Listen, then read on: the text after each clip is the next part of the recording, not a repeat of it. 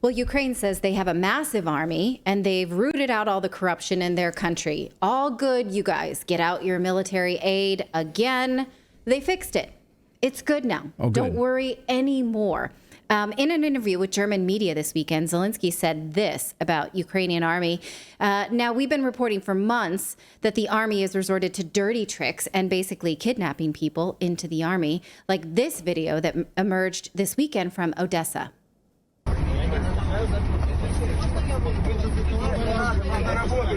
Just pulling a person off the bus. Yep, you're going to the army. You wanted to take the bus to work? Nope, sorry, you're going to the army. There are reports of just dentists walking from their apartment to their office and nope, they don't make it. Things like that. Now, again, we've been reporting it for ages, but only in the last, I want to say 6 months has, not even that, maybe 4 months that mainstream media has said that this is true. We've reported that the average age of a soldier in Ukraine is 43 because so many men have died, so many young men. That's no longer conspiracy theory. But Zelensky this weekend went on German media and he says they've somehow got their numbers back up. Look at this. He says we have 880,000 troops. That's an army of almost 1 million. I'm glad he can round. Besides, we currently have a workforce of 30 million people, even though I can't provide the exact number. Some 6.5 million to 7.5 million people have moved abroad. And again, I can't give the accurate figure. I mean, what's accuracy when you're talking about people's lives? Also, where'd they get that extra 200,000 people? In December, he said that Ukrainian forces had about 600,000 people. Back when the war, just before the war broke out in February of 2022, they had about 260,000 people. Where do they all come from? Yeah. Are you wondering so about now that? That's double or almost triple the amount that Russia has right now. Yeah. That's amazing that they called up. It's like a weekend at Bernie's thing. Yeah, how'd that happen? Yeah, exactly. Did Sad, you know? But so true.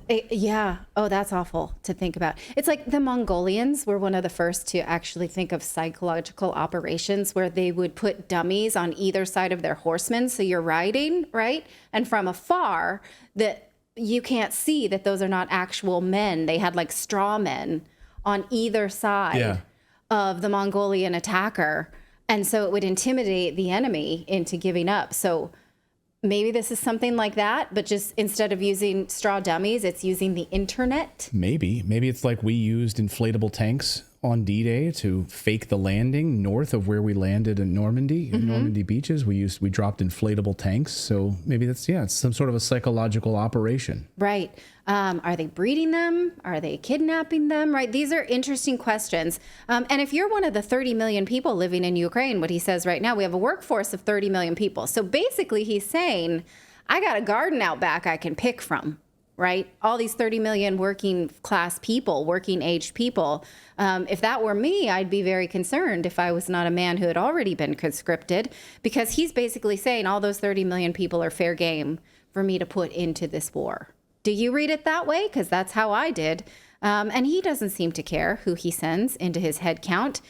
Ukrainian Army Lieutenant Colonel Nikolov says that they need the total mobilization of the entire male-female population over the age of 18, even forcing prisoners into the army, as it would be the only way that Ukraine cannot lose to Russia. Сейчас главное не проиграть. Так вот, для того, чтобы не проиграть, необходимо не просто провести поляризацию, необходимы драконовские методы. Как я это вижу, это тотальная мобилизация всего мужского и женского населения с 18 лет. Не обязательно это должна быть передовая, это может быть оборонные какие-то предприятия, это может быть тыл, логистика. Можно в какую-то другую оберку обернуть, там, резервисты и так далее. Но с 18 лет, включая женщин. Необходимо привлечь заключенных для выполнения боевых задач. Ув'язнених. Так точно. А яким чином це зробити? Це ж протирічить українському законодавству. Идет война 10 лет. Неужели не научились делать замену до законодавства? So he acknowledges that the war has been going on for 10 years. Right. Which is, wow, that's an admission. I definitely have some questions. I definitely have some questions. Yeah, fire First off, away. if you mobilize every man and woman over the age of 18, who's watching everybody under the age of 18? And two, let's say they do that, they eventually win, lose half that population. I mean, if that is not the definition of a Pyrrhic victory, I don't know what is. I mean, what do you do then? Let's say you win. What have you won? Right, you have nothing left. Well, we already know they don't have anybody at home to watch. There are no children because, we now know that there are no young people. Talk about a birth gap. Ukraine has a very large birth gap. There are very few young people. There are very few babies. And that's been the case for a number of years.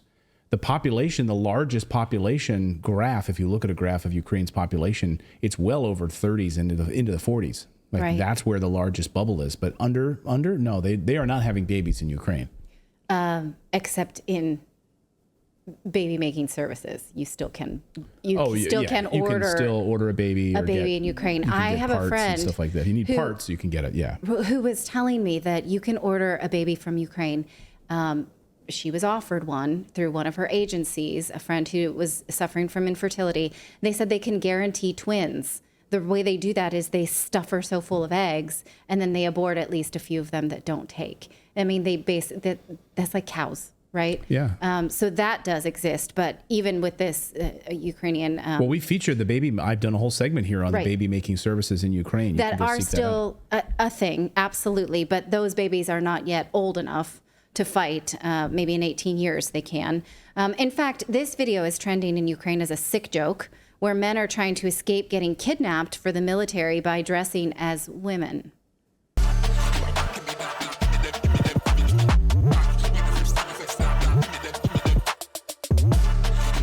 Давай, до тут чекати. Прошу вибачення, дівчата. Ой, пацани.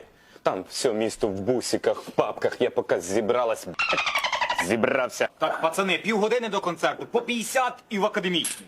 Рахунок.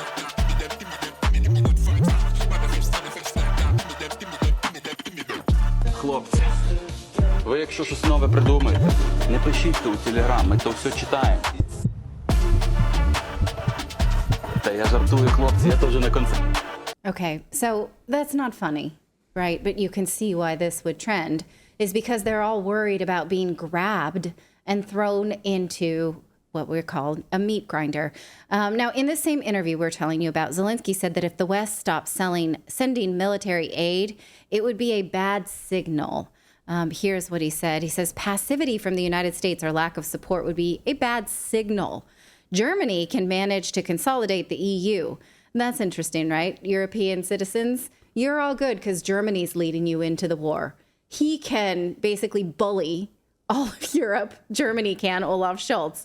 But I'm really worried about Biden, is basically what he's saying. Germany can manage to consolidate the EU. Many countries have important economic relationships with Germany. Basically, I got Germany. They're good. They're going to bully the rest of Europe. I'm good on this. It's the United States he's worried about. He says there are individual Republicans who do not support Ukraine, but the vast majority of Democrats and Republicans in the United States, he means, support Ukraine. Well, why would someone oppose aid to Ukraine? Could it be because it's a death sentence for innocent people in order to take back land that Ukraine has been attacking for 10 years, according to that man we just showed you who admits it? Once again, if you believe the lies about the wars in Ukraine, let me just remind you, Ukraine has been bombing and attacking the people of the Donbass since 2014. The mayors of those regions asked Russia to protect them in 2022, and Russia finally decided to do that in March of 2022. It was not an attack aimed to take over all of Europe on the whim of Putin. Russian parliament voted on the requests of those mayors. Now, Ukraine wants to take that territory back, presumably to keep torturing those people, and Russia is holding the line, and innocent Ukrainians are dying for this horrid cause. So let's revisit the map. We were told that Ukraine on the counteroffensive starting last June would be taking back this region. The region you see there in red has not changed from June until now, despite all the lives lost, all the money thrown at it. Those are the regions that Ukraine has been attacking since 2014 that asked Russia to come in and stop those attacks and offer them to join Russia, just like Ukraine, or just like Crimea did. No progress, because this is a pointless war and always has been, especially because Ukraine has always been corrupt. Take a look at this article from 2015. We have known this. The International Monetary Fund was warning that Ukraine had to stop its corruption or they would stop money. Well, don't worry about all that because Ukraine has hired a corruption investigator and he's on it, you guys. He found, So over the weekend, he says he found another $40 million that was stolen by the sale of weapons that never were. This is in addition to the $262 million that they said they'd already uncovered in fraud earlier this month. It's worth noting this is an internal investigation by the Ukrainian military. Corrupt army investigates itself. Great. The U.S. has not shown any interest in investigating fraud in Ukraine, though, even when bills are introduced by, Rand Paul, who else? The guy in Florida, Matt Gaetz, has introduced bills to track weapons and aid. No, not interested. We're not interested. Let the corrupt people investigate themselves. We have full confidence in that, full faith, all good. Well, that's kind of funny that the military does their own investigation of the military and they find millions of dollars. Like, that's just kind of funny. Like, go ahead. Sorry. Go ahead. No, I was going to say maybe they could. Like, sorry about the delay. We have a delay sometimes. Go ahead. I'm done. I was going to say maybe they could come over to the United States and audit the United States Pentagon, which can't find $1 trillion in its budget. They can't find tens of billions of dollars, on a regular basis. So maybe they could come over here and help us figure it out where our money is too. Right. In the meantime, NATO countries are just screaming about getting ready for a military draft for a war with Russia, presumably because Ukraine is not winning. We thought we'd have a big celebration around Ukraine getting that. I don't know why we would ever have thought that, but we thought that Ukraine would get that land back. We'd still have Russia the boogeyman. We'll high five ourselves. We did the right thing. Since that's not happening, now they're saying all NATO countries need a war with Russia because that will fix it, I guess. They just escalate.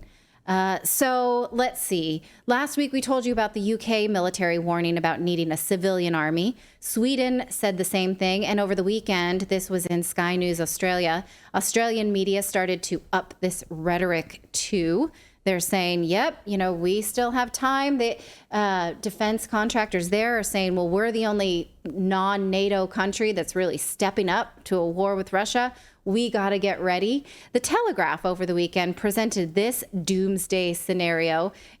I'm sorry, that's not a good screen. I'm going to read you that part at the bottom to show you what I want you to see. It says, it is 2034 and Britain is at war with Russia.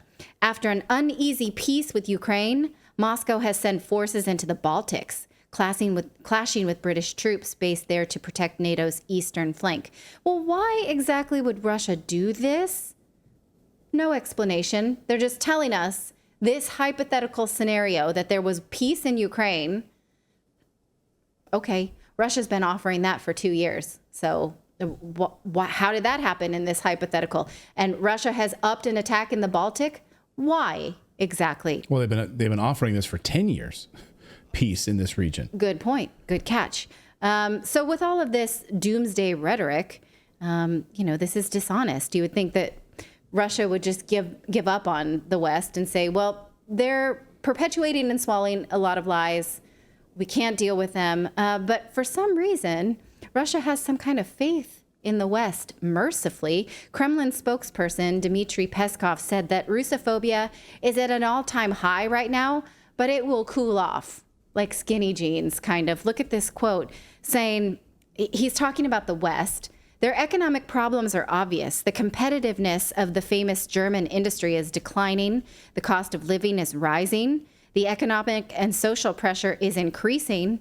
Yeah, that's what's happening to us in the West. Feels crappy, doesn't it?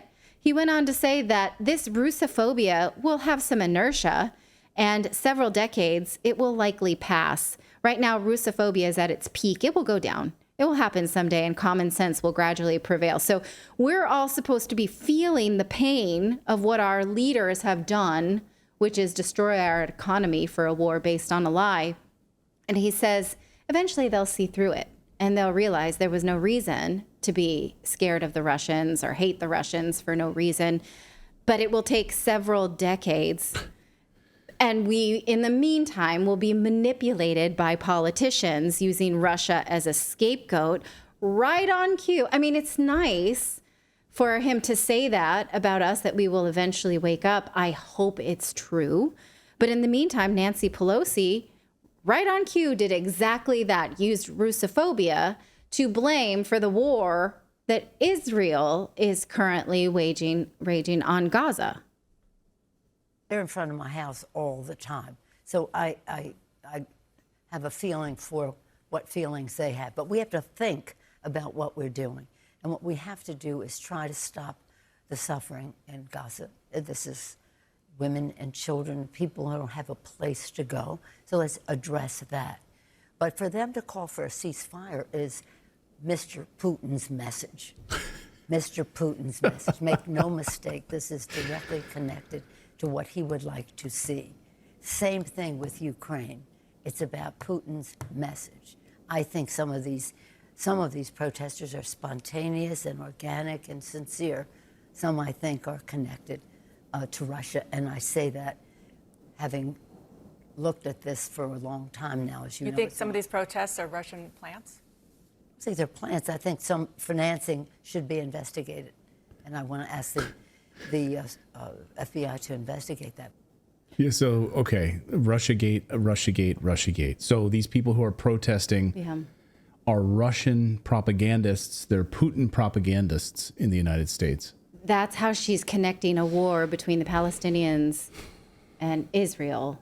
I mean, we know that. I mean, I'm going to say a bad word. I'm going to warn you. She's a dumb bitch if she thinks that we're going to buy that. And you're a dumb bitch if you buy that. That's the stupidest thing I've heard in a long time. And we watch a lot of news and listen to stupid things. I know. It's pretty hard to top some of the stuff we've seen. And a lot of people in the chat agree with you. And they're all calling her that same exact name, by the way. Okay. Go ahead, David.